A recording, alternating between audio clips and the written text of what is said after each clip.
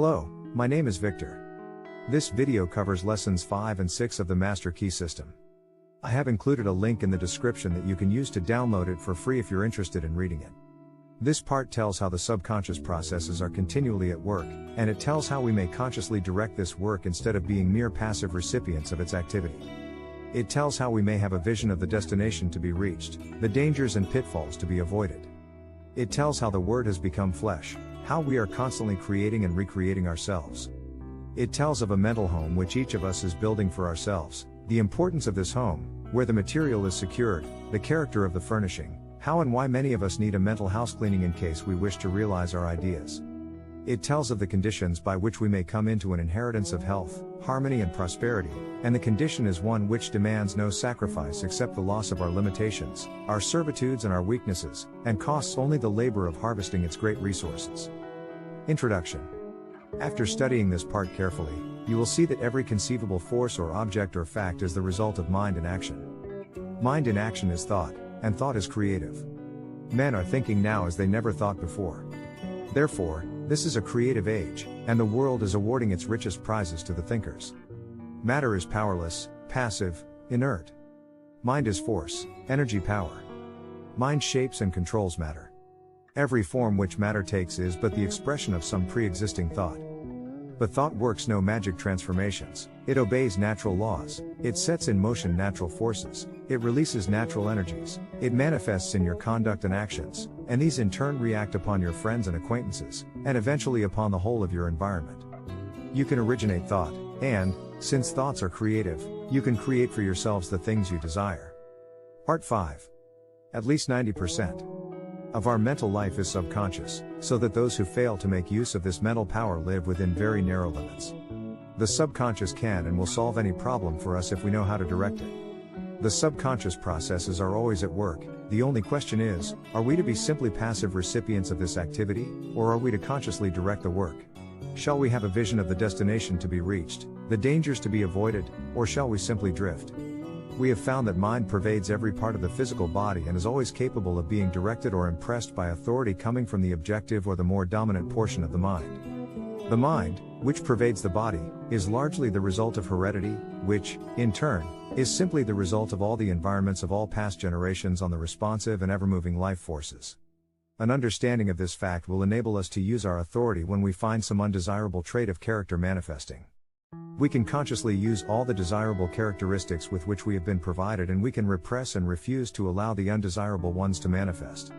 Again, this mind which pervades our physical body is not only the result of hereditary tendencies, but is the result of home, business and social environment, where countless thousands of impressions, ideas, prejudices and similar thoughts have been received. Much of this has been received from others, the result of opinions, suggestions or statements. Much of it is the result of our own thinking, but nearly all of it has been accepted with little or no examination or consideration.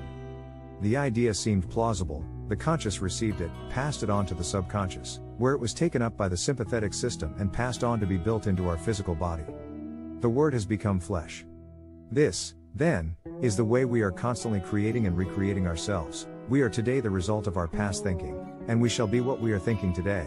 The law of attraction is bringing to us, not the things we should like, or the things we wish for, or the things someone else has, but it brings us our own, the things which we have created by our thought processes, whether consciously or unconsciously. Unfortunately, many of us are creating these things unconsciously. If either of us were building a home for ourselves, how careful we would be in regard to the plans, how we should study every detail, how we should watch the material and select only the best of everything, and yet how careless we are when it comes to building our mental home, which is infinitely more important than any physical home, as everything which can possibly enter into our lives depends upon the character of the material which enters into the construction of our mental home. What is the character of this material? We have seen that it is the result of the impressions which we have accumulated in the past and stored away in our subconscious mentality. If these impressions have been of fear, of worry, of care, of anxiety, if they have been despondent, negative, doubtful, then the texture of the material which we are weaving today will be of the same negative material. Instead of being of any value, it will be mildewed and rotten and will bring us only more toil and care and anxiety. We shall be forever busy trying to patch it up and make it appear at least genteel. But if we have stored away nothing but courageous thought, if we have been optimistic, positive, and have immediately thrown any kind of negative thought on the scrap heap, have refused to have anything to do with it, have refused to associate with it or become identified with it in any way, what then is the result? Our mental material is now of the best kind. We can weave any kind of material we want, we can use any color we wish, we know that the texture is firm, that the material is solid, that it will not fade, and we have no fear, no anxiety concerning the future, there is nothing to cover, there are no patches to hide. These are psychological facts, there is no theory or guesswork about these thinking processes, there is nothing secret about them. In fact, they are so plain that everyone can understand them. The thing to do is to have a mental house cleaning, and to have this house cleaning every day, and keep the house clean. Mental, moral and physical cleanliness are absolutely indispensable if we are to make progress of any kind. When this mental house cleaning process has been completed, the material which is left will be suitable for the making of the kind of ideals or mental images which we desire to realize. There is a fine estate awaiting a claimant.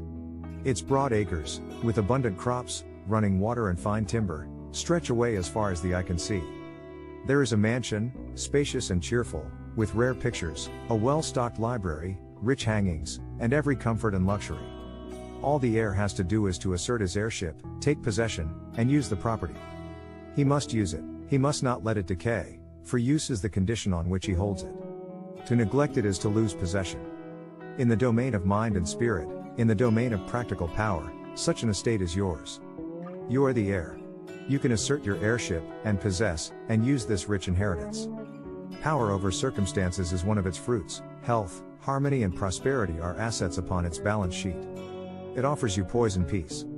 It costs you only the labor of studying and harvesting its great resources. It demands no sacrifice, except the loss of your limitations, your servitudes, your weakness.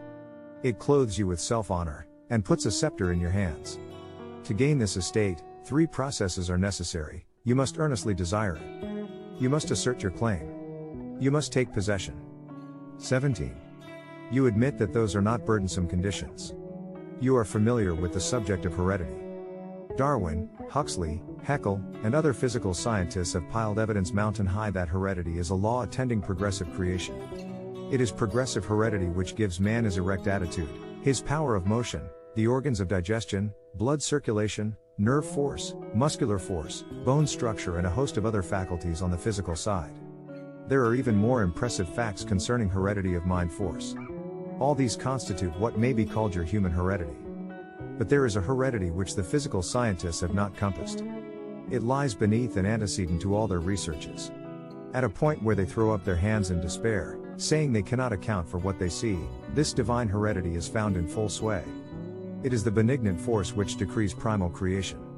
It thrills down from the divine, direct into every created being. It originates life, which the physical scientist has not done, nor ever can do. It stands out among all forces supreme, unapproachable. No human heredity measures up to it. This infinite life flows through you, is you. Its doorways are but the faculties which comprise your consciousness. To keep open these doors is the secret of power. Is it not worthwhile to make the effort? The great fact is, that the source of all life and all power is from within. Persons, circumstances and events may suggest need and opportunities, but the insight, strength and power to answer these needs will be found within. Avoid counterfeits. Build firm foundations for your consciousness upon forces which flow direct from the infinite source, the universal mind of which you are the image and likeness. Those who have come into possession of this inheritance are never quite the same again. They have come into possession of a sense of power hitherto undreamed of. They can never again be timid, weak, vacillating, or fearful. They are indissolubly connected with omnipotence.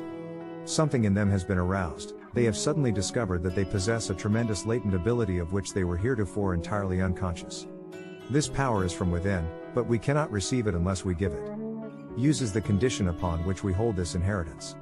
We are each of us but the channel through which the omnipotent power is being differentiated into form. Unless we give out, the channel is obstructed and we can receive no more. This is true on every plane of existence and in every field of endeavor in all walks of life. The more we give, the more we get. The athlete who wishes to get strong must make use of the strength he has, and the more he gives, the more he will get. The financier who wishes to make money must make use of the money he has, for only by using it can he get more. The merchant who does not keep his goods going out will soon have none coming in. The business which fails to give efficient service will soon lack customers. The barrister who fails to get results will soon lack clients, and so it goes everywhere. Power is contingent upon a proper use of the power already in our possession. What is true in every field of endeavor, every experience in life, is true of the power from which every other power known among men is begotten, spiritual power. Take away the spirit and what is left? Nothing. If then the spirit is all there is, upon the recognition of this fact must depend the ability to demonstrate all power, whether physical, mental or spiritual. All possession is the result of the accumulative attitude of mind, or the money consciousness. This is the magic wand which will enable you to receive the idea, and it will formulate plans for you to execute, and you will find as much pleasure in the execution as in the satisfaction of attainment and achievement. Now, go to your room, take the same seat, the same position as heretofore, and mentally select a place which has pleasant associations. Make a complete mental picture of it, see the buildings, the grounds, the trees, friends, associations, everything complete. At first you will find yourself thinking of everything under the sun, except the ideal upon which you desire to concentrate. But do not let that discourage you. Persistence will win, but persistence requires that you practice these exercises every day without fail. Relation and connection are not somewhere and sometime, but everywhere and always. Emerson. Part 5 questions. What proportion of our mental life is subconscious? At least 90%. Is this vast mental storehouse generally utilized? No. Why not? Few understand or appreciate the fact that it is an activity which they may consciously direct. Where has the conscious mind received its governing tendencies? From heredity, which means that it is the result of all the environments of all past generations. What is the law of attraction bringing to us? Our own. What is our own? What we inherently are, and is the result of our past thinking, both conscious and subconscious. Of what is the material with which we construct our mental home composed? The thoughts which we entertain. What is the secret of power? A recognition of the omnipresence of omnipotence. Where does it originate? All life and all power is from within. Upon what is the possession of power contingent? Upon a proper use of the power already in our possession. The key to every man is his thought. Sturdy and defying though he look, he has a helm which he obeys, which is the idea after which all his facts are classified. He can only be reformed by showing him a new idea which commands his own. Emerson tells of the unlimited possibilities of the universal mind, which is the life principle of every atom in existence, and explains how this mind is differentiated in form. It tells of the most marvelous piece of mechanism which has ever been constructed, and tells how the effect which will be produced depends entirely upon the mechanism to which it is attached. It tells why we should all become familiar with the mechanism so as to secure the effects which we desire. The power to which it can be attached is unlimited, and we can accordingly secure any effect we desire when we become familiar with the mechanism, and understand how to make the proper connections. An understanding of this part will enable you to plan courageously and execute fearlessly, because you will have come into a knowledge of the source of all power, and this will determine your course in life, bringing you into contact with all that is strongest and best and most desirable. Introduction. This part will give you an excellent understanding of the most wonderful piece of mechanism which has ever been created. A mechanism whereby you may create for yourself health, strength, success, prosperity or any other condition which you desire. Necessities are demands, and demands create action, and actions bring about results. The process of evolution is constantly building our tomorrows out of our todays.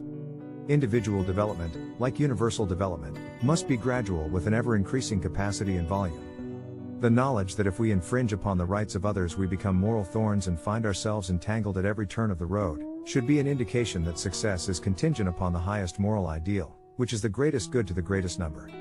Aspiration, desire and harmonious relations constantly and persistently maintained will accomplish results. The greatest hindrance is erroneous and fixed ideas. To be in tune with eternal truth we must possess poise and harmony within.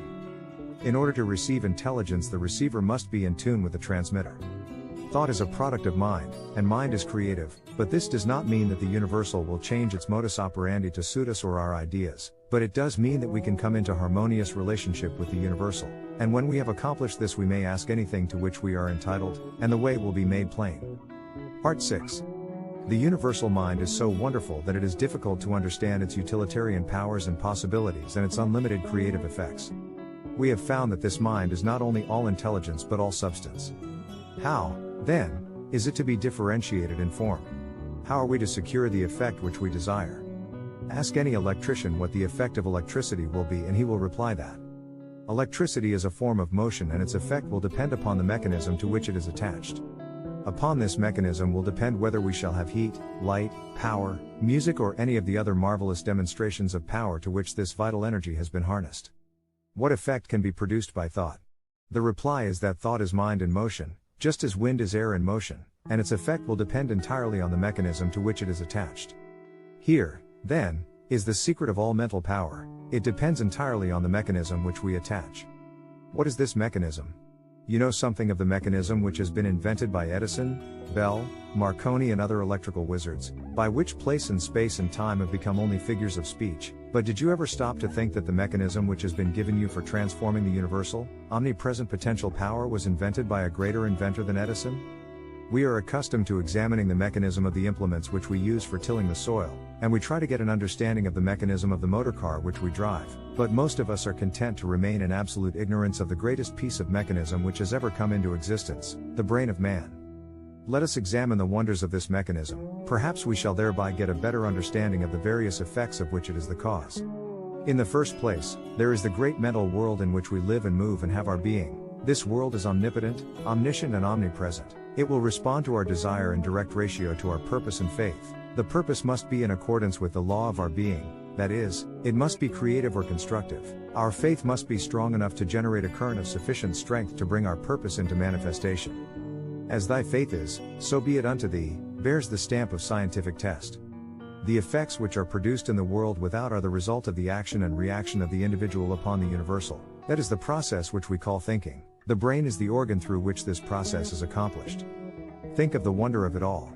Do you love music, flowers, literature, art, or are you inspired by the thought of ancient or modern genius?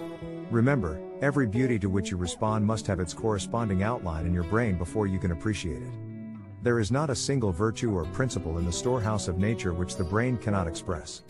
The brain is an embryonic world, ready to develop at any time as necessity may arise. If you can comprehend that this is a scientific truth and one of the wonderful laws of nature, it will be easier for you to get an understanding of the mechanism by which these extraordinary results are being accomplished. The nervous system has been compared to an electric circuit with its battery of cells in which force is originated, and its white matter to insulated wires by which the current is conveyed. It is through these channels that every impulse or desire is carried through the mechanism. The spinal cord is the great motor and sensory pathway by which messages are conveyed to and from the brain. Then, there is the blood supply plunging through the veins and arteries, renewing our energy and strength, the perfectly arranged structure upon which the entire physical body rests, and, finally, the delicate and beautiful skin, clothing the entire mechanism in a mantle of beauty. This then is the temple of the living God, and the individual I is given control, and upon his understanding of the mechanism which is within his control will the result depend. Every thought sets the brain cells in action. At first the substance upon which the thought is directed fails to respond. But if the thought is sufficiently refined and concentrated, the substance finally yields and expresses perfectly. This influence of the mind can be exerted upon any part of the body, causing the elimination of any undesirable effect. A perfect conception and understanding of the laws governing in the mental world cannot fail to be of inestimable value in the transaction of business, as it develops the power of discernment and gives a clearer understanding and appreciation of facts. The man who looks within instead of without cannot fail to make use of the mighty forces which will eventually determine his course in life and so bring him into vibration with all that is best, strongest and most desirable. Attention or concentration is probably the most important essential in the development of mind culture. The possibilities of attention when properly directed are so startling that they would hardly appear credible to the uninitiated. The cultivation of attention is the distinguishing characteristic of every successful man or woman, and is the very highest personal accomplishment which can be acquired. The power of attention can be more readily understood by comparing it with a sunglass in which the rays of sunlight are focused. They possess no particular strength as long as the glass is moved about and the rays directed from one place to another, but let the glass be held perfectly still and let the rays be focused on one spot for any length of time, the effect will become immediately apparent. So with the power of thought, let power be dissipated by scattering the thought from one object to another, and no result is apparent, but focus this power through attention or concentration on any single purpose for any length of time and nothing becomes impossible. A very simple remedy for a very complex situation, some will say. All right, try it, you who have had no experience in concentrating the thought on a definite purpose or object. Choose any single object and concentrate your attention on it for a definite purpose for even 10 minutes. You cannot do it. The mind will wander a dozen times and it will be necessary to bring it back to the original purpose, and each time the effect will have been lost, and at the end of the 10 minutes nothing will have been gained, because you have not been able to hold your thought steadily to the purpose. It is, however, through attention that you will finally be able to overcome obstacles of any kind that appear in your path onward and upward, and the only way to acquire this wonderful power is by practice. Practice makes perfect, in this as in anything else. In order to cultivate the power of attention, bring a photograph with you to the same seat in the same room in the same position as heretofore. Examine it closely at least 10 minutes, note the expression of the eyes, the form of the features, the clothing, the way the hair is arranged. In fact, note every detail shown on the photograph carefully. Now cover it and close your eyes and try to see it mentally. If you can see every detail perfectly and can form a good mental image of the photograph, you are to be congratulated. If not, repeat the process until you can. This step is simply for the purpose of preparing the soil. In part 7 we shall be ready to sow the seed. It is by such exercises as these that you will finally be able to control your mental moods, your attitude, your consciousness. Great organizers are learning to withdraw from the multitude more and more, that they may have more time for planning, thinking and generating the right mental moods. Successful businessmen are constantly demonstrating the fact that it pays to keep in touch with the thought of other successful businessmen. A single idea may be worth thousands of dollars, and these ideas can only come to those who are receptive, who are prepared to receive them, who are in a successful frame of mind. Men are learning to place themselves in harmony with the universal mind. They are learning the unity of all things. They are learning the basic methods and principles of thinking, and this is changing conditions and multiplying results. They are finding that circumstances and environment follow the trend of mental and spiritual progress. They find that growth follows knowledge, action follows inspiration, opportunity follows perception, always the spiritual first, then the transformation into the infinite and illimitable possibilities of achievement. As the individual is but the channel for the differentiation of the universal, these possibilities are necessarily inexhaustible. Thought is the process by which we may absorb the spirit of power, and hold the result in our inner consciousness until it becomes a part of our ordinary consciousness. The method of accomplishing this result by the persistent practice of a few fundamental principles, as explained in this book, is the master key which unlocks the storehouse of universal truth. The two great sources of human suffering at present are bodily disease and mental anxiety. These may be readily traced to the infringement of some natural law. This is, no doubt, owing to the fact that so far knowledge has largely remained partial, but the clouds of darkness which have accumulated through long ages are beginning to roll away, and with them many of the miseries that attend imperfect information. That a man can change himself, improve himself, recreate himself, control his environment, and master his own destiny is the conclusion of every mind that is wide awake to the power of right thought and constructive action. Larson. Part 6. What are some of the effects which can be produced by electricity? Heat, light, power, music. Upon what do these various effects depend? Upon the mechanism to which the electricity is attached. What is the result of the action and interaction of the individual mind upon the universal? The conditions and experiences with which we meet. How may these conditions be changed? By changing the mechanism by which the universal is differentiated in form. What is this mechanism? The brain. How may it be changed? By the process we call thinking. Thoughts produce brain cells, and these cells respond to the corresponding thought in the universal. Of what value is the power of concentration? It is the very highest personal accomplishment which can be acquired, and the distinguishing characteristic of every successful man or woman. How may it be acquired? By faithfully practicing the exercises outlined in this system. Why is this so important? Because it will enable us to control our thoughts, and since thoughts are causes, conditions must be effects. If we can control the cause, we can also control the effect. What is changing conditions and multiplying results in the objective world? Men are learning the basic methods of constructive thinking. This above all, to thine own self be true. And it must follow, as the night the day. Thou canst not then be false to any man. Advice. Remember. Fully to understand grand and beautiful thought requires, perhaps, as much time as to conceive it. Joubert. If you wish to enjoy the utmost practical benefit from the master key, go slowly. Transfuse into your mind the contents of one part only, each week for 24 weeks. Realize the meaning of every phrase. Consult the master key constantly, as your perpetual help and stimulus. Each time you read the work, you will get a better understanding of the eternal cosmic principles. Tell others of the master key so that more and more people may reciprocate with you, as conscious adepts in harmony. The publishers.